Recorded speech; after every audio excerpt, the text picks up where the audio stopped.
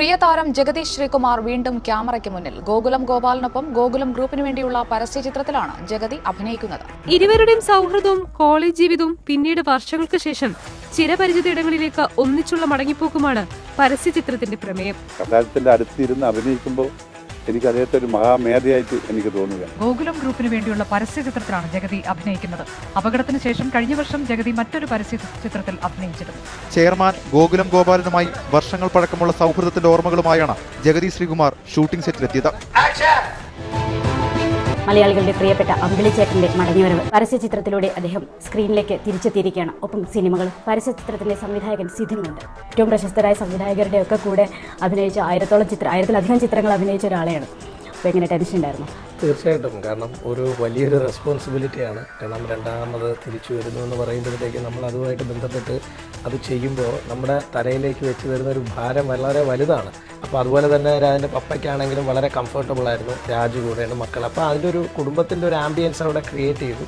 അപ്പോൾ അതിൽ നിന്നിട്ട് ചെയ്തപ്പോഴത്തേക്കും ടെൻഷൻ നേരത്തെ ഉണ്ടായിരുന്നെങ്കിലും ചെയ്യുന്ന സമയത്ത് അങ്ങനെ വലിയ ടെൻഷനൊന്നും അനുഭവിച്ചില്ല. വലിയൊരു ലെജൻഡാണ് അദ്ദേഹം. ക്യാമറ നമ്മൾ ആക്ഷൻ പറയുമ്പോൾ ആ ടൈമിംഗ് അനുസരിച്ചിട്ട് കൃത്യമായി അദ്ദേഹം കാര്യങ്ങളൊക്കെ മനോഹരമായി തന്നെ ചെയ്തിരിക്കുന്നത്. കാരണം ആ പരിതസ്ഥിതിയിൽ നിന്നുകൊണ്ടും അദ്ദേഹത്തിനെ കൊണ്ട് ചെയ്യാൻ പറ്റുന്ന കാര്യങ്ങൾ ചെയ്തിട്ടുണ്ട്. അമ്മച്ചേട്ടാ, എങ്ങനെയുണ്ട് പുതിയ സംവിധായകൻ? കളാവോ? എത്ര മാർക്ക് കൊടുക്കാം? 100 കൊടുക്കാം? 8 വർഷത്തിന് ശേഷം ആക്ഷൻ പറഞ്ഞ ഡയറക്ടറാണ്.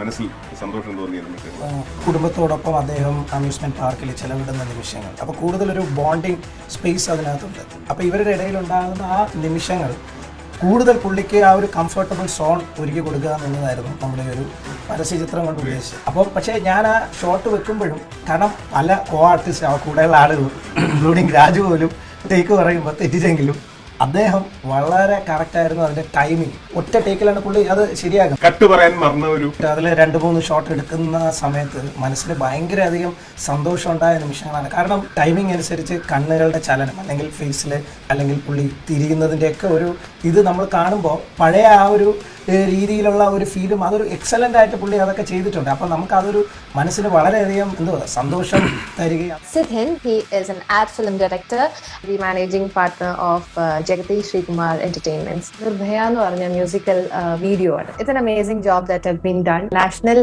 attention കിട്ടാൻ വേണ്ടിയിട്ട് തന്നെയാണോ? തീർച്ചയായിട്ടും. കാരണം ഇത് നടന്നത് ഡൽഹിയിലാണ്. അപ്പോൾ സ്വാഭാവികമായിട്ടും ഈ ഒരു സബ്ജക്റ്റ് സംസാരിക്കുമ്പോൾ അത് ഹിന്ദി തന്നെ ആയിരിക്കണം അതിന്റെ ലാംഗ്വേജ് ആയിട്ട് യൂസ് ചെയ്യേണ്ടതും. അത് എല്ലാവരിലേക്കും എത്തണമെന്നുള്ള ഉദ്ദേശത്തിൽ തന്നെയാണ് ഇത് ചെയ്തത്. വരത്തൻ എന്ന് പറയുന്ന സിനിമയുടെ ആർട്ട് ഡയറക്ടർ, അതുപോലെ അനാർക്കലി സിനിമയുടെ കോസ്റ്റ്യൂം ഡിസൈനർ ബിനേന്ദ്ര മേനോൻ, അദ്ദേഹം ബോളിവുഡിലും മലയാളത്തിലൊക്കെ സിനിമകൾ. ഫവാസ് സമീറാണ് ഇതിന്റെ കൊറിയോഗ്രാഫി ചെയ്തിരിക്കുന്നത്. അദ്ദേഹം അമ്പിളി എന്ന് പറയുന്ന സിനിമയുടെ കൊറിയോഗ്രാഫറാണ്. സ്റ്റാർട്ടിംഗ് വളരെ റിനൗൺഡ് ആയിട്ടുള്ള ആൾക്കാരുടെ കൂടെയാണ് you have worked. Film making പഠിച്ചതിന് ശേഷം എനിക്ക് ജോയിൻ ചെയ്യാൻ അവസരം കിട്ടിയത് ഹരിയുടെ കൂടെയാണ്. അദ്ദേഹത്തോടൊപ്പമാണ് ഹരി കെ വേദാന്തം. അദ്ദേഹം ബോളിവുഡിലെ ഹീറോ പന്തിയും ചാൻസ് ബൈ ഡാൻസ്, അതുപോലെ തന്നെ ഒത്തിരി ആഡ് ഫിലിംസ്, പോപ്പോ സെൽഫി, ഇതിൻ്റെയൊക്കെ ഓൾമോസ്റ്റ് ഇഷ്ടംപോലെ ആഡ്സ് ചെയ്യുന്ന ഒരാളാണ്. അതുപോലെ തന്നെ പത്മേഷ്, അദ്ദേഹത്തോടൊപ്പം കൊച്ചടയാൻ പോലുള്ള സിനിമ അദ്ദേഹമായിട്ടുള്ളത് ഒരു വലിയ അനുഭവമായിരുന്നു. ജഗതി ചേട്ടനെ വെച്ച് ആക്ട് ചെയ്യിപ്പിക്കുക എന്ന് പറയുന്നത് നേരത്തെ പറഞ്ഞ പോലെ തന്നെ അദ്ദേഹത്തിന്റെ ഒരു കുറച്ച് ലിമിറ്റേഷൻസ് ഉണ്ട്.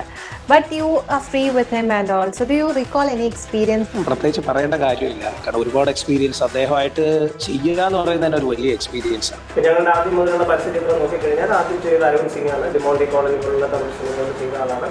രാക്ഷസൻ സിനിമയുടെ എഡിറ്ററാണ് എഡിറ്റ് ചെയ്തിരിക്കുന്നത്. രണ്ടാമത്തെ ഞങ്ങളുടെ ഗോകുലം ഗോപാൽ, പുള്ളിയുടെ ശ്രീകർ പ്രസാദ് എല്ലാവർക്കും അറിയുന്ന ആളാണ്. മലയാളത്തിന്റെ സിനിമയുടെ എഡിറ്ററാണ്. കോസ്റ്റ്യൂം ഡിസൈനറായിട്ടുള്ള വേലായുധൻ കീഴിൽ. പിന്നെ അതിൻ്റെ ആർട്ട് ഡയറക്ഷൻ ആണെങ്കിലും ക്യാമറ സൈഡ് ആണെങ്കിലും അതൊക്കെ തന്നെ ഇന്ത്യൻ സിനിമയിൽ തന്നെ ബോളിവുഡിലൊക്കെ അറിയപ്പെടുന്ന ആളുകൾ തന്നെയാണ്. ലാലേട്ടൻ, മമ്മൂക്ക അവരുമായിട്ട് സംസാരിക്കുകയും പിന്നെ അത് തുടർന്ന് അവരുമായിട്ടാണ് ഞങ്ങളുടെ പ്രൊഡക്ഷൻ ഹൗസിൻ്റെ ലോഞ്ച് നിർവഹിച്ചത്. ചെയ്തകാലം ഞങ്ങളടുത്ത് മണപ്പുറത്തിൻ്റെ പരസ്യചിത്രം ഞങ്ങളാണ് ചെയ്യുന്നത്. അതിൽ ലാലേട്ടൻ, വിക്രം, അക്ഷയ് കുമാർ ഇവരെയൊക്കെ വെച്ചിട്ട് ഞാൻ ഡയറക്റ്റ് ചെയ്യുന്നത്. അങ്ങനെ 2 ലെജൻസിനെ വെച്ചിട്ട് അടുത്ത ഉടനെ തന്നെ ഞങ്ങളൊരു പ്രോജക്റ്റ് ചെയ്യുന്നുണ്ട് പരസ്യചിത്രം. അതേ തുടർന്നൊരു സിനിമയുടെ പ്ലാനിങ് നടക്കുന്നുണ്ട്. എന്തായാലും ജനങ്ങൾക്ക് വളരെ നിരാശപ്പെടേണ്ടി വരില്ല. അദ്ദേഹം സിനിമയിലേക്ക് തിരിച്ചു വരുമ്പോൾ അതിൻ്റെ റെസ്പോൺസിബിലിറ്റി വളരെ വലുതാണ്. കൂടെ പഠിച്ചവരൊക്കെ അദ്ദേഹത്തിനോടൊപ്പം അഭിനയിക്കാൻ വരികയും, അതായത് സ്ത്രീകളും പുരുഷന്മാരും വരികയും, അതുപോലെ അദ്ദേഹത്തെ പഠിപ്പിച്ച ടീച്ചർ, മേരിക്കുട്ടി ടീച്ചർ, അവർ വന്ന് ഇതിൽ അഭിനയിക്കുക. കാരണം ശരിക്കും ഇവരാരും അഭിനേതാക്കളല്ല. നമ്മളിതിനെ ഹാൻഡിൽ ചെയ്യുന്നതിൻ്റെ ഒരു സാഹചര്യം വളരെ ഒരു വെല്ലുവിളി നിറഞ്ഞതായിരുന്നു. കാരണം ഇത് ഇവരെല്ലാവരെയും ഒന്നിപ്പിക്കണം. ഇവിടെ അങ്കിളിൻ്റെ റിയാക്ഷൻ വളരെ പ്രധാനമാണ്. ഡെലിവറി അങ്കിൾ അത് ചെയ്യുമ്പോൾ അവിടെ ഉണ്ടാകുന്ന ഇൻ്ററാക്ഷൻസ് വളരെ പ്രധാനമാണ്.